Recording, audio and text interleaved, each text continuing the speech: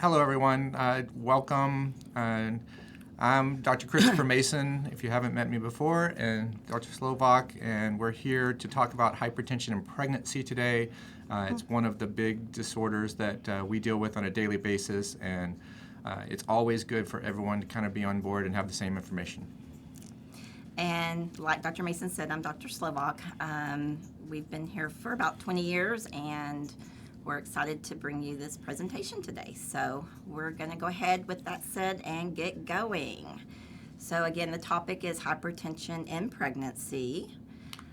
The first couple of things I just kind of wanted to talk about was epidemiology, meaning, this is the leading cause of maternal and perinatal mortality worldwide. And it complicates approximately 2 to 8% of pregnancies. It's something that we see and deal with almost on a daily basis.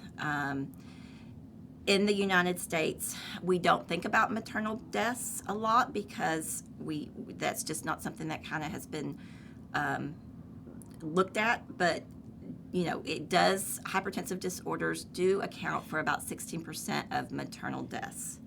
And so it's something that is very real and something that we have worked hard here at TRMC to work up patients and to look at this and to take these patients and get them treated and healthy mom, healthy baby. So we do know that the rate of preeclampsia has increased by about 25% between 1987 and 2004. We don't really know why that is, but the studies do show that it is definitely on the rise. And about 80% of all maternal deaths are actually preventable in the studies, and a large proportion of these are from hypertensive disorders. And I'm a surveyor for the state for certification for labor and delivery units, and that's one of the main things we look at is hypertension. So it is very important, and Texas has actually led the charge on getting this under control to figure out why these hypertensive problems are occurring and how to treat them. First of all, I just want to go ahead and kind of talk about the correct method for checking a blood pressure. This is really important because if the cuff is too small or the patient's not in the correct position, then your blood pressure measurements may not be accurate. And so we typically, the first thing is an appropriately sized cuff. So obviously patients who are more obese will need a bigger cuff. We typically want the length 1.5 times the upper arm circumference or the bladder of the cuff that encircles 80% of the arm.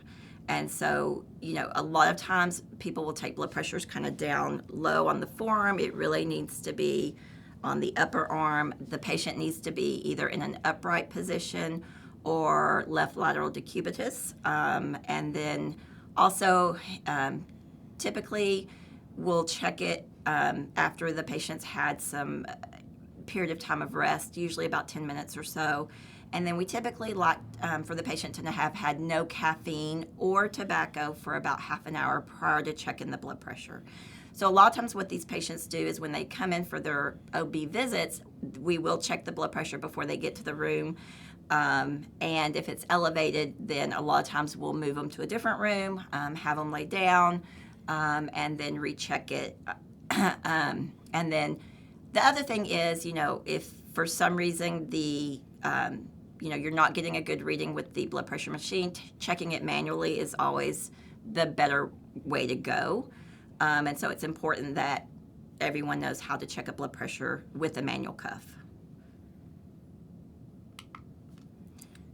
So when we talk about the terminology in hypertension and pregnancy, we have a little bit different terminology than we would use outside of pregnancy. Chronic hypertension is going to be the same definition as outside of pregnancy. However, we use the term chronic hypertension as hypertension that pre-exists the pregnancy or is diagnosed before 20 weeks of pregnancy. We also talk about gestational hypertension, preeclampsia without severe features, preeclampsia with severe features.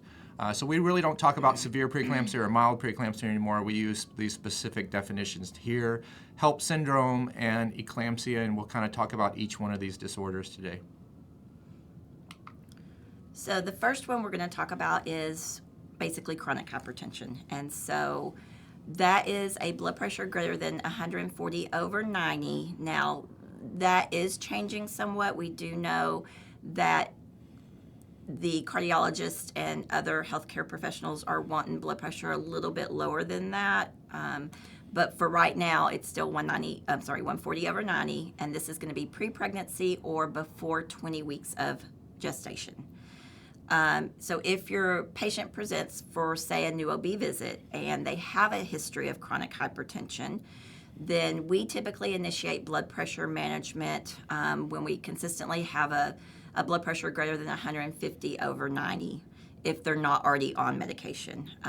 We typically use labetalol is our first line go-to, and then we can add Procardia if we need to as well.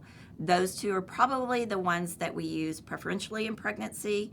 If a patient comes to you on an ACE inhibitor or an angiotensin blocker, they do need to come off of that and get switched over to a medication that is safe in pregnancy. So those two are contraindicated in pregnancy. And then you definitely want some lab work. We typically do a 24-hour urine, so we have these patients collect their urine over a 24-hour time period. And what we're looking for is protein in the urine. And this is basically a baseline. So meaning if you get at the beginning of the pregnancy and then for some reason their blood pressures are going up towards the end, this gives us a baseline to look at. So we know what they were at the beginning of pregnancy. If we repeat it, we know what it is towards the end and can make a diagnosis if needed.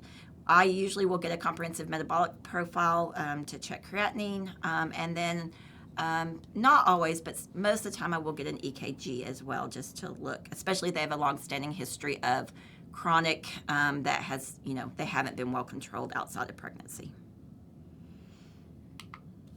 So for those patients that don't carry a diagnosis of chronic hypertension, then we move into more of our pregnancy diagnoses. And the first one is gestational hypertension. So this will be diagnosed after 20 weeks because anything before, again, is chronic hypertension. And we use the same criteria for the diagnosis of hypertension. So 2 blood pressures greater than 140/90 on 2 different occasions, at least 4 hours apart. So typically we won't diagnose them at the same visit. With chronic hypertension, we'll probably bring them back and reassess their blood pressure at a different visit if it's not in the severe range, which we'll talk about later. We do know that gestational hypertension is very common, but it also can be associated with adverse outcomes in the pregnancy. And half of those women that do get the diagnosis of gestational hypertension will go on to have proteinuria, organ dysfunction, and will carry a new diagnosis of preeclampsia, which we'll talk about. And it depends on the severity of these, what the outcome will be. It's really, if you get preeclampsia or bad gestational hypertension before 32 weeks, there's usually something else going on, and it will be pretty severe and can have poorer outcomes at that point. So you manage gestational hypertension with blood pressure medications if you need to, if it's above that 150/90 range. If it gets into the severe range, which we'll define in the upcoming slides, then we change over from a diagnosis of gestational hypertension to our preeclampsia with severe features, and we'll manage those the same. So let's just kind of go over some of our definitions for preeclampsia itself. So like Dr. Mason said, preeclampsia is now cut into 2 different areas, so with severe features and without severe features, and we're going to talk about that here in a minute. So again, preeclampsia typically occurs after 20 weeks gestation. If you have a patient that comes in with preeclampsia prior to 20 weeks, you need to look for something else is going on. So, molar pregnancies probably, we don't see it a lot, but that's probably the most common reason why someone may get preeclampsia, early. But also look at your autoimmune diseases, lupus, rheumatoid arthritis, TTP, hemolytic uremic syndrome, and then obviously renal disease, so kidney disease. This can all cause preeclampsia and severe preeclampsia earlier than 20 weeks. And again, that's something you need to go and look for an underlying issue. And when we're using the term preeclampsia, which is our definition and how we talk about blood pressure issues in pregnancy, you may hear other people talk about PIH or pregnancy-induced hypertension, or even some patients may say toxemia still. Those are all old ways to refer to preeclampsia, but preeclampsia is the term that should be used. So eclampsia is a disorder where you start having seizures. It can be a de novo disorder. It can come on by itself, but usually it's a progression of severe or preeclampsia with severe features. Eclampsia is defined as a new onset of those seizures, and they don't have a seizure disorder or something else causing those seizures. The importance of treating those patients is because if they do have a seizure, they can get hypoxia, trauma from just the seizure itself, and they can actually aspirate and get a pneumonia. Usually there are some signs or symptoms that these seizures are coming on. They'll have headaches, blurred vision, sometimes they'll get blindness, bright lights are hurting their eyes, and they may become somnolent or have a different mental status at that point. And then lastly, we have HELP. So HELP is hemolysis, elevated liver enzymes, and low platelets.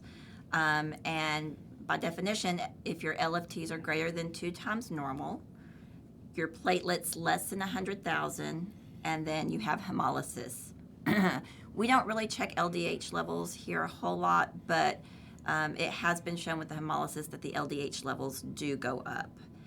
This is definitely something that gets your attention. Definitely have increased rates of maternal and neonatal mortality and morbidity. Onset can be insidious. So these patients, may be doing fine and, come in with sort of vague sorts of symptoms like right upper quadrant pain, just not feeling well, nausea, and 15% of the women who have HELP actually do not have elevated blood pressure or proteinuria. So you can actually see this in patients who don't have either of those things. And one thing also with HELP syndrome is we do see some other disorders that can mimic that, such as gestational thrombocytopenia, where their platelets are low. So you really have to be strict with your definitions and have all those things listed for HELP syndrome. So preeclampsia. So we'll talk about defining preeclampsia, how we work it up, and what we do to actually diagnose that. Again, it's going to be the diagnosis of hypertension. So you should have 2 blood pressures greater than the 140/90 on 2 occasions, and at least 4 hours apart. So you will really work on working these patients up. We do a 24-hour urine as our most common way to look at the protein in the urine. And you should have more than 300 milligrams over that 24-hour period. However, if they have a baseline that's already higher than that, we're looking for a 300 increase, because some people with chronic hypertension already have proteinuria, so you really need to look at that change. One of a quick way that we do it is we can actually do a protein creatinine ratio that it's actually reported out at different units here at TRMC, but 0.3 milligrams per deciliter, and then we can convert that over to the units here. But if that's elevated, that's a really quick spot check to see if they have preeclampsia, if we need to know that diagnosis quickly and not have to wait 24 hours. In the office setting, we can do urine dipsticks, and we do that on every visit for a pregnant patient. And if they have kind of new onset proteinuria that's 2+ or more, then they're more than likely going to have more than 300 milligrams in 24 hours. So for those patients or those patients without proteinuria, if you get new onset hypertension with other abnormalities, such as your platelets less than 100,000, serum creatinine greater than 1.1, your liver functions. Now, sometimes they can be a little bit elevated, but we're really looking for a doubling of those normal liver functions. Pulmonary edema or visual changes, those automatically get you a diagnosis of preeclampsia, and all of those are actually severe criteria, so you would automatically get preeclampsia with severe features diagnosis. So preeclampsia with severe features. Your blood pressures will be significantly elevated, greater than 160/110 on, again, 2 or more occasions, 4 hours apart. We'll go over a little bit later about treatment. This is not something that you actually want to wait and check their blood pressure 4 hours later. You want to check their blood pressure pretty quickly within about 15 minutes to see if it's still staying severely elevated, because that does need to be treated fairly quickly. Other signs of severe preeclampsia, it's going to be, obviously, like we talked about, platelets less than 100,000, elevated LFTs, renal insufficiency, pulmonary edema, new onset headache or visual changes. And again, that's somewhat that's a little bit, you have to be a little bit careful of. Headaches are pretty common in pregnancy. But if they have a new onset headache that's not going away and not accounted for by other issues, that definitely at least needs to be looked into.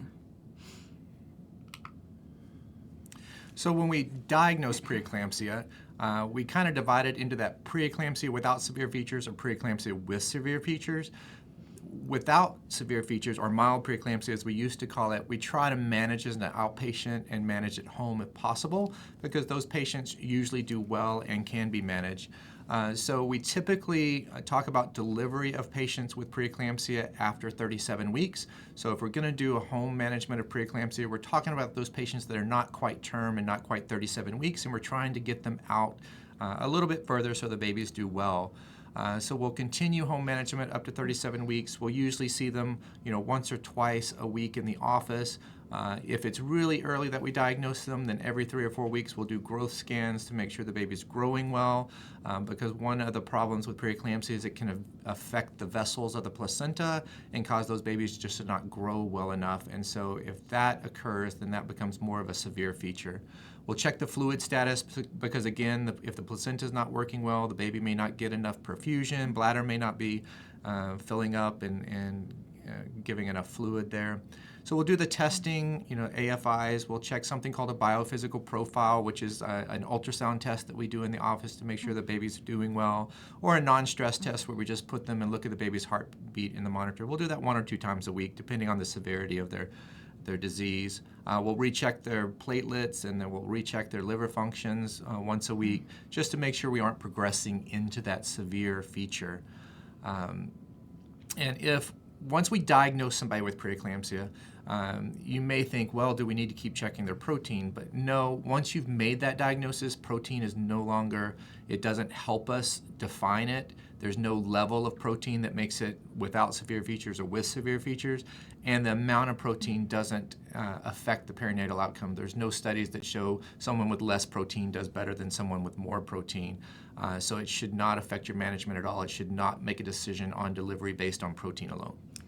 And with regards to IUGR, we have seen it, and it's fairly common that you'll do a growth ultrasound because baby's not measuring good on fundal height, and you get a baby that's intrauterine growth restricted, and that can actually be the first sign of preeclampsia before blood pressures go up or start having proteinuria. So that does occur, and it happens fairly frequently, I would say. Pretty frequently, and not to get too technical, but preeclampsia is a disorder based on vasoconstriction, or the blood vessels are constricting early. So that may be the first sign, is the placenta may not being perfused as well, and so we may see a growth-restricted baby, and then a week or 2 later see blood pressure issues. Treatment. So delivery is the only treatment for preeclampsia. And again, if it's prior to 37 weeks, we do try to, if it's without severe features, try to get them out a little bit longer, just for, improvement of, neonatal status and, breathing and stuff like that. So the decision to deliver is really dependent on 2 things: gestational age of the fetus. If you're greater than 37 weeks and you have a diagnosis of preeclampsia, there's no need of keeping that baby in. That baby needs to come out, and so you would go ahead and proceed with induction. Preeclampsia, and then the other thing would be preeclampsia with or without severe features. If you have preeclampsia with severe features, and that patient, is not, you're starting to see signs of persistently elevated blood pressures in the severe range, even if that baby or mom is less than 37 weeks, you may need to go ahead and look at delivery in that case. And then the studies do show, obviously if a mother comes in with, preeclampsia less than 37 weeks, we always give steroids. Steroids are typically we use Celestone 12 milligrams. We give it initially, and then we can repeat the dose in 24 hours. It's been shown to help with lung maturity and decrease brain bleeds and things like that. But the studies and the high-risk obstetricians say do not delay. If you have someone with severe features that they're not doing well, don't delay delivery for steroids in the late preterm period. So technically, I guess if we define that, late preterm period would be after 34 weeks. After 34 weeks, you would go ahead and proceed with delivery if they have severe features. Go ahead and give them a dose of steroids. Below 34 weeks, typically would be at a higher level of care center, and typically they would give them a full dose of steroids and try to get them out either to 34 weeks or at least 24 to 48 hours with steroids before they deliver them. So our hypertensive protocol, we do have strict hypertensive protocols that we follow in maternal care. On second floor and even in the emergency room, we've instituted these protocols that are followed, and we follow the quality of this. So typically our starting hypertensive protocol, if someone has severe pressures that require treatment, we get a severe pressure, we're required to recheck it in 15 minutes. If they still have severe pressures after 2 triggering pressures, then we start our protocols. And typically we'll start with labetalol, and we do escalating doses. We start at 20 milligrams and go all the way up to 80 milligrams before we switch over to something different. Alternatively, there are other protocols, including hydralazine and nifedipine. We do use nifedipine when a patient comes in with severe pressures and we don't have an IV yet and we need to get them treated. We'll usually give them a dose of nifedipine first and then switch over to our labetalol protocol. Using any combination of these is also good. So if you're not getting results with one, you move on to the other one. The whole idea is to get that blood pressure below severe range. So intrapartum management, if you have a patient you're delivering, they're laboring, the one thing you want to make sure of is, again, you have control of their blood pressures. And the objectives of treatment or to get those blood pressures back down are going to be prevention of congestive heart failure, MI, renal injury, and stroke. We, again, treat blood pressures that are persistently greater than 160 over 110. Like Dr. Mason said, we check the blood pressure. If it's in the severe range, recheck it in 15 minutes, and then if it's still elevated, initiate the protocol. The goal is to initiate antihypertensive treatment within 30 to 60 minutes, but really it needs to be done ASAP. And typically, Texas guidelines for the AIM protocol, which covers a lot of safety in labor and delivery units, is 60 minutes. We have a quality initiative of 30 minutes here, so we try to get those treated within 30 minutes. So the other thing that we are worried about, yes, we've got to treat the blood pressures, but we want to also prevent seizures. And the more severe disease you have, the more likely that blood pressure, the vascular problems can cause swelling in the brain, and that swelling leads to seizures or eclampsia. So you can have a progression from preeclampsia to eclampsia. So to help prevent seizures, we put patients on magnesium, which is the gold standard for seizure prevention in someone with preeclampsia. We typically will give them a 4-gram bolus. Sometimes you can give them up to a 6-gram bolus for different things, and then we maintain them at 2 grams an hour. It is the drug of choice. We use magnesium a lot. It is a dangerous drug, so it needs to be used when appropriate, and it needs to be followed closely. We're looking for therapeutic levels between 4 and 8. So if someone were to draw a magnesium level on one of our patients that are on magnesium, it would come back as critical, and that's because we want it in those therapeutic levels. Once we've started somebody on magnesium for severe disease, we usually will try to continue that for 24 hours if possible. There are reasons that we might want to stop it before then. If someone comes in with an eclamptic seizure and we don't have IV access, then we can give magnesium as an intramuscular injection, and we give them 10 grams, 5 in each butt. And then you can continue that if for some reason you can't get an IV, but usually we should be able to get an IV in those before the next dose is due. And then alternatives to seizures, if someone does have a seizure, you can give Valium or Ativan or Dilantin. But typically on the OB floors, you're going to see magnesium as the drug of choice. So treatment for eclampsia. So if someone comes in and has a seizure or has had a seizure, I mean, basically initially it's going to be your basic supportive measures. Call for help, limit maternal injury, place in the lateral decubitus position, try to prevent aspiration, give them oxygen, and monitor vital signs, including an O2 saturation. So that would be the first things you do if you have someone that comes in with eclampsia. And again, we talked about the magnesium sulfate. It's going to be in our severe patients, HELP syndrome or eclampsia, which are all severe forms of hypertensive disorders in pregnancy. You're going to do your ABCs like Dr. Slovak talked about, make sure the patient's safe, and then you're going to get your magnesium started. Magnesium usually helps with eclamptic seizures. However, most eclamptic seizures, they're going to be self-limited. So it may be scary, and especially if you're not used to it, but eclamptic seizures, they're going to stop. So they may be seizing for a little while, but they are going to stop. It's not going to be a continuous seizure. And so the main thing, magnesium, it may help with the initial seizure, but our big use for magnesium is going to help prevent a recurrence of those seizures. So let's just talk about magnesium sulfate in general and kind of some of the things that we look for. Dr. Mason and I typically don't get magnesium levels on every patient. With magnesium, like Dr. Mason said, it is a dangerous drug, and so you really have to monitor these patients, and your nurses need to be trained on what to look for. So your adverse reactions that you can get are going to be respiratory depression, cardiac arrest. So typically you'll have the things that we check are going to be reflexes, respiratory rate, urine output. Those are all things that we're going to monitor. You will start seeing loss of reflexes at about 7 on your MAG level, respiratory depression at 10, and then cardiac arrest at 25.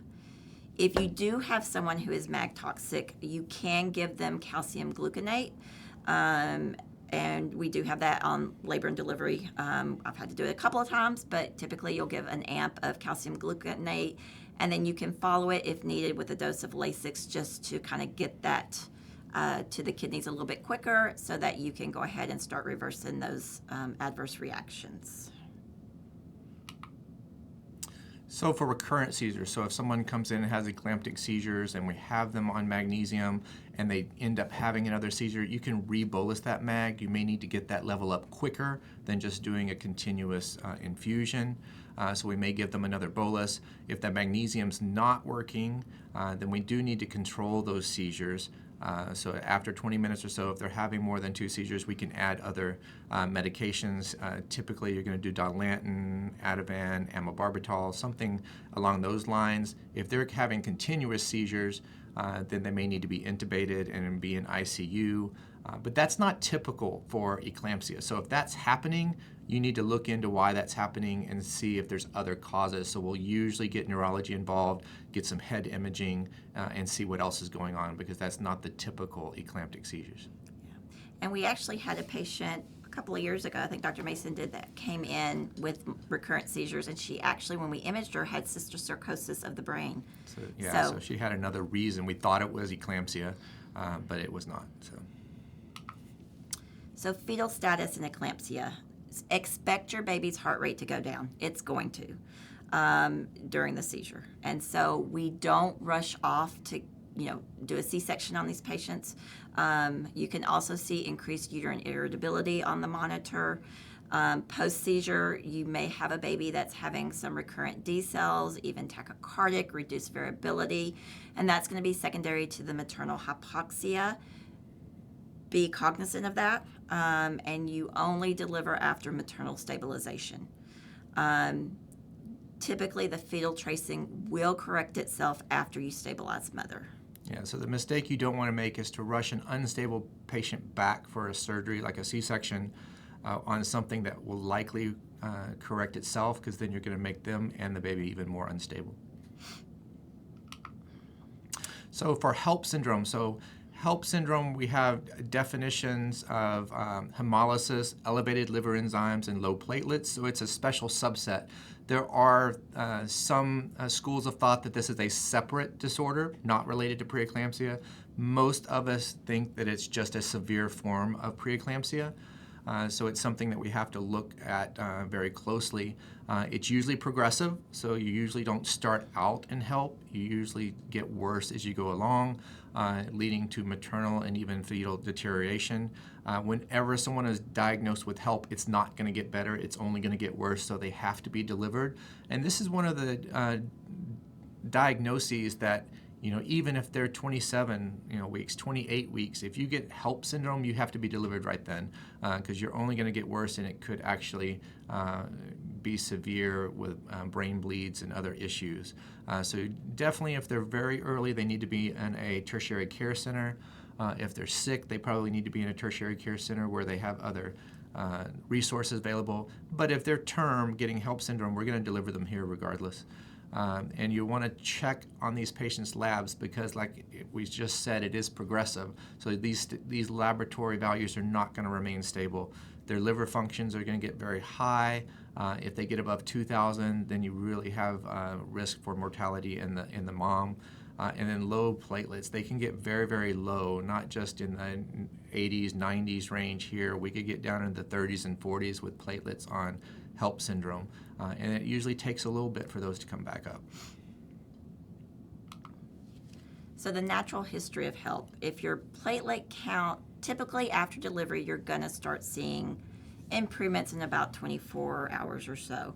But if your platelets continue to drop after 4 days after delivery, you need to look for, hey, is there something else going on? Because with supportive care, 90% of affected women will have their platelets go up to 100,000 and decrease their LFTs by day 7. So, if you're having lingering lab issues past about 4 days and they're getting worse, not better, you need to look at why that is. We do know that patients with HELP will be at an increased risk of certain things: pulmonary edema, renal failure, acute respiratory syndrome. So those are all things you need to be cognizant of. So we've talked about the definitions, how we go about treating them and managing these patients, but who gets preeclampsia? Who has risk factors for preeclampsia? And the simple answer is anyone pregnant, but there are some things that actually make you more at risk. And so if you've had preeclampsia before, there may be some underlying metabolic reason that you got preeclampsia. You may be predisposed for it. There still may be some genetic play in with preeclampsia that we don't know about. There's ongoing studies on that. So if you had preeclampsia before, you're definitely at high risk of having it again. Chronic hypertension, we know that preeclampsia is a progressive hypertensive disorder. So if you already have chronic hypertension, you're at pretty high risk of getting preeclampsia, so we have to watch you very closely. But other conditions can predispose you to preeclampsia. Anything that may affect your vascular system, so pregestational diabetes, diabetics have vascular disease, so their vessels may already be poor, and so it puts you at risk for preeclampsia. And then thrombophilia, so if you have a clotting disorder, one of the most common ones we see in pregnancy is factor V Leiden deficiencies, but also anticardiolipin antibodies. Those things may put you at risk for that. Lupus, again, lupus has vascular disease with it. Kidney disease, and then actually the more babies you have inside, the more risk you have for preeclampsia. So twins, triplets, you're going to have a higher risk for preeclampsia because of the vascular and changes to the mom's body. And again, those are all high risk factors for preeclampsia. There are some other risk factors that are moderate, meaning obesity, so a BMI of greater than 30. Family history of preeclampsia and like a mother or sister, age greater than 35, a previous adverse pregnancy outcome, or more than a 10-year pregnancy interval. So you had a baby, and then 10 years later you're pregnant again. That would also be a moderate risk factor for preeclampsia. So what causes preeclampsia and why does it happen? That's kind of a question that's been studied many, many years.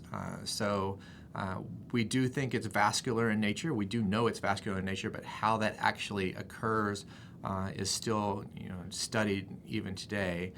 So we think there's an imbalance in the system. So in the normal system, you have balance of your clotting disorders, you have balances of your inflammatory factors within the vessels. But when you get an imbalance of these, the prostacyclin, thromboxane A2, you get an inflammatory response inside those vessels, and those vessels just become more difficult, and you get vasoconstriction. And so one thing that we do on somebody that may be at risk for preeclampsia, diabetic, chronic hypertensive, had it before, we usually put them on an aspirin during pregnancy, 81 milligrams a day.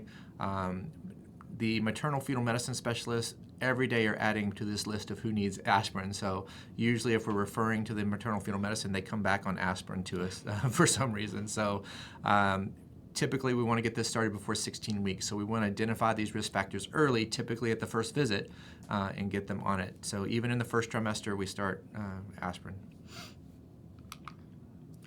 So expectant management. If you've got someone who is, prior to 34 weeks, and you really need them in a setting with resources appropriate for maternal and neonatal care. So, a 28-weeker that you're monitoring and we have in the hospital, probably not the best candidate for being here. They really need a tertiary medical center.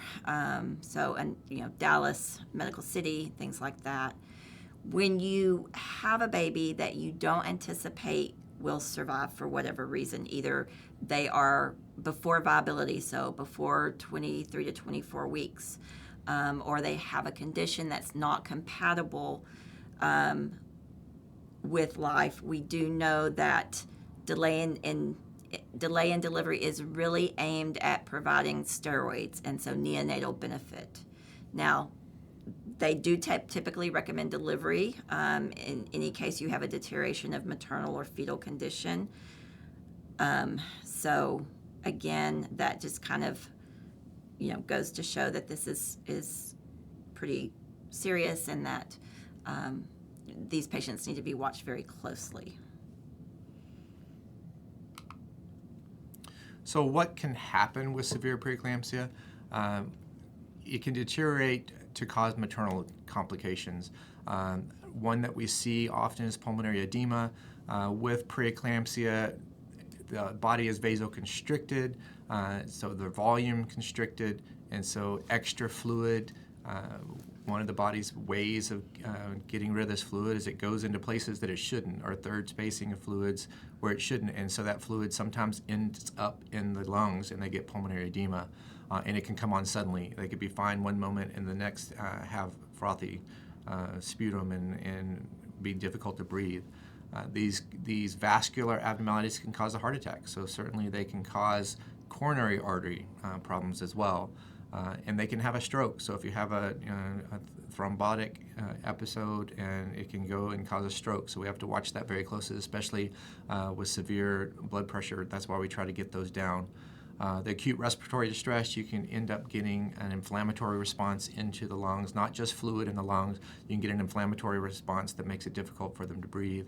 And then you can have a coagulopathy. If you have a lot of problems with your preeclampsia, you're already getting low platelets in those severe disease or in HELP syndrome, it may be difficult to stop bleeding if they start bleeding. And then if you're not perfusing the rest of the body, you may not be perfusing your kidneys, and so you could get kidney failure. We have to watch that closely. And spasms of the vessels that's why you get some vision changes in preeclampsia. The retinal artery can be affected. If you get occlusion of that, you can get some injury to the retina. And I don't think I talked about this on any of the other slides, but you do have to be careful about the IV fluids that a patient gets throughout her labor course and postpartum. We do try to limit our fluids to about 100 cc's an hour or even lower, because we don't want to get these patients fluid overloaded, which can certainly increase the chance of pulmonary edema and those sorts of things. It's not uncommon to, after delivery, have an increase in edema, even lower extremities, face, hands. You see that quite frequently. But typically, patients will start to mobilize that fluid about a week or so after delivery, and that is kind of the when they start mobilizing that fluid, you really have to be careful for the pulmonary edema because it can come on suddenly, like Dr. Mason said. And along those lines, you didn't hear us talk about swelling as a diagnostic criteria for preeclampsia. In the past, preeclampsia has been associated with swelling, and people have used that for diagnostic criteria. It is not a criteria for diagnosis. So we get a lot of patients that are worried about preeclampsia because of swelling. It's a pregnancy symptom, and if your blood pressure is normal, you have no other symptoms, it does not affect your diagnosis of preeclampsia. Right. And swelling does tend to get worse. Obviously, the further you are in pregnancy, warm weather, those sorts of things will influence how much swelling a pregnant patient may have. So conditions that preclude expectant management. So these are the patients you have to get delivered. Uncontrolled blood pressures. So you're persistently greater than 160/10 and you're not able to control these blood pressures with your medications. Persistent headache refractory to treatment. You do have to be a little bit careful with this one because, like I said earlier, a lot of third trimester patients have headaches, and so you really need to kind of make sure that it's something that is persistent, not going away, and that you really feel is due to preeclampsia and not other issues or medical, conditions. Epigastric pain, unresponsive to medical management, stroke, MI, HELP again, and I do think the scariest thing sometimes you can get with HELP is patients going into DIC or disseminated intravascular coagulation. Those patients are very tricky to monitor and to take care of. But if you have new or worsening renal disease, so you're greater than 1.1 on your creatinine, or you have doubled your baseline, then that's something that would say, oh, we got to get this patient delivered. Pulmonary edema, eclampsia, and then placental abruption, where the placenta can come away from the side of the uterus, and that causes the baby not to get the oxygenation that it needs, and that is something that when it happens, it can be very sudden, and you have to act pretty quickly. So that's all maternal. Those are symptoms from the mom. So there are some things that we look for from the baby side that may indicate delivery. So of course, if we have abnormal fetal testing that's not resolving, then we're going to get you delivered because the baby's going to do so much better outside than inside at that point. If the baby did not make it for any reason, from an abruption or from other reasons, and the baby's no longer living inside, there is no reason to prolong that pregnancy, and the preeclampsia will only get worse. So if the fetus also has a diagnosis that precludes survival after delivery, some of the trisomy 18s, trisomy 13s, anencephaly, those things that we know those babies do not survive after delivery, then we should not prolong that pregnancy. If there is some vascular abnormalities, so one of the things that we look for on babies is their blood flow on their Doppler studies. If it shows that blood flow is actually reversing on the diastolic portion of the heart, then they need to be delivered because they're no longer perfusing well. So mode of delivery. Typically, this is determined by route of routine obstetric complications, meaning if you have someone with eclampsia or HELP, you don't automatically have to do a C-section. I will say that success of vaginal delivery and severe preeclampsia does decrease with gestational age. So if you have a baby that's early and that induction is going to be prolonged, then you might stop and think, is this going to be the best route? The likelihood of a C-section less than 28 weeks is as high as 97%, and between 28 to 32 weeks is about 65%. But my point is these patients don't necessarily need to be rushed off for a C-section. You really have to sit down, look at everything, counsel the patient, give her, the odds and, the severity of the disease, and come up with a joint decision between you and her as to how you're going to proceed with delivery. decision to perform C-section, again, is individualized on the anticipated probability of vaginal delivery and the nature and progression of severe disease. So, again, these patients, you can induce them, and especially if in someone who really does not want a C-section, then it's worth a shot. Obviously, you're going to monitor maternal deterioration, fetal deterioration, but really C-sections are determined based on obstetrical considerations.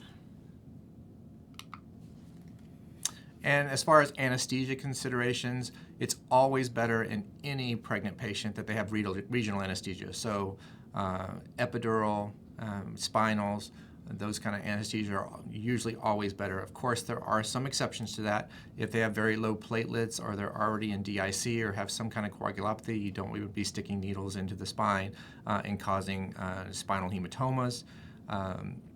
Now, with preeclampsia, they're vasoconstricted, so spinal anesthesias, epidural anesthesias can cause hypotension even in regular patients, but it can be more severe in those patients, so you have to think about gentle hydration and watching those patients very closely. General anesthesia, we do use it, but there is more maternal risk for that. Maternal patients in general are harder to intubate, and so you can get failed intubation causing hypoxia. They can aspirate, and they can end up having strokes from issues. So we want to be careful with the general anesthesia, but we do use it when necessary. And I think our anesthesia group is very good here about, if there's questions, getting with the OBs to kind of determine what's going to be the best anesthesia for this patient. So just with magnesium, we want to continue that. It is safe in anesthesia, so we're going to continue it through our C-sections. Just the stress of delivery can cause more seizures, so we want to make sure that patients protected with that. I mean, the studies really do show that we used to stop it before C-sections, but the studies have really shown that you really should continue that throughout the C-section. So long-term effects from preeclampsia. We know these patients are at elevated risk of cardiovascular events later in life. So more prone to developing hypertension outside of pregnancy, MIs, congestive heart failure, stroke, peripheral artery disease. And so it's really important, I think, from a family practice standpoint, that if you have a patient who did have preeclampsia with one of her pregnancies, these things need to be things that you look for at her routine annual visits, because it will predispose her to issues later in life. So as far as patients after they have preeclampsia, we do prefer to use ibuprofen as much as possible, or NSAIDs. There's no increased risk in studies in those patients in using NSAIDs, and they can actually help prevent other adverse events in the postpartum pain period. We do use opioids when necessary, but we prefer to have scheduled NSAIDs on those patients. Questions? All right, we've had a few come in through the chat. The first question was, do you have a personal opinion regarding why the significant rise in preeclampsia? So rise in preeclampsia, what factors are contributing to that? I don't know that the studies have really answered that yet. I do think as a whole, the population, I think we're getting healthier. I mean, we're more obese than we used to be. A lot more people are having blood pressure issues, diabetes, and obviously those are things that contribute to a diagnosis of preeclampsia. So again, I don't know that that's been well studied, but I do feel in general we're just not as healthy as we used to be. I agree. I think obesity, the epidemic with obesity, is definitely part of that. We're also seeing delay in getting pregnant. We're seeing older moms. Mm-hmm. Older moms have high blood pressure. So we have more people with chronic hypertension. And again, I agree, just unhealthy habits. In the United States, our rate keeps going up. In other countries, it's not. So we need to kind of look at that closer. All right. Does delivery immediately reduce their hypertension, or does it take some time? It typically takes some time. You can actually, it just seems like a lot of times I'll see blood pressures go down, but then about 24 hours go back up again. And so your blood pressures don't automatically just get better right after delivery. Yeah, removal of the placenta is the big factor there. Once the placenta's out, a lot of that starts reversing, but it does take longer. And sometimes we actually see it takes quite a bit longer. So we may continue blood pressure medicines for a full 6 weeks after postpartum, after they deliver, but sometimes they may require it longer. And we actually follow people up for a year now after delivery. So the postpartum time frame has been extended for a whole year now. And we do follow these patients up very carefully in clinic after they deliver. So when they go home, they do have follow-ups typically with us anywhere from 3 to 7 days after delivery, depending on the severity of their disease. Yeah, severe patients will have a follow-up in 3 days, chronic patients in 5 days. So it's not the typical 6-week postpartum anymore. We see you multiple times during that 6-week time frame. All right, next question. Do I need to worry about preeclampsia after I have my baby, or am I in the clear if I wasn't diagnosed in pregnancy? The answer is no. You actually see the initial you can see the initial presentation of preeclampsia after delivery. Like they go home, they didn't have any blood pressure issues throughout their labor course, throughout their postpartum period, and I've even had 1 or 2 eclamptics after delivery. They have gone home and then come back. Yeah, definitely you can get postpartum preeclampsia, and mainly the mechanism of that is we talked about that third spacing of fluid and how they have swelling. All that fluid then becomes back into the vascular system, and if they have underlying preeclampsia that may not have been diagnosed or did not show up, your body can't handle all that extra fluid and you start getting symptoms.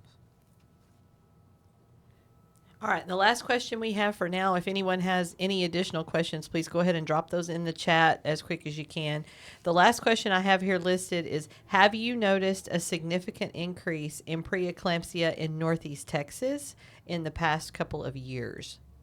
Interesting. I don't know if I could say in the past couple of years we've noticed it, but in the past 20 years since we've been here, we see a lot more hypertensive. Yeah. Now, some of that is a rise in the population statistics, just like with the rest of the country.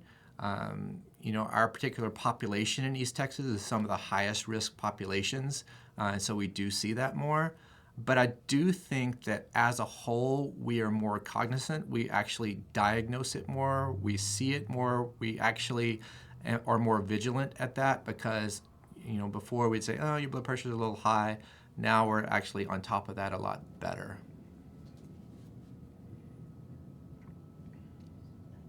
All right. If there's not any other questions, we appreciate everybody listening to us today. It's an important diagnosis, an important part of our care with our patients, and we're glad to share that with you. Thank you.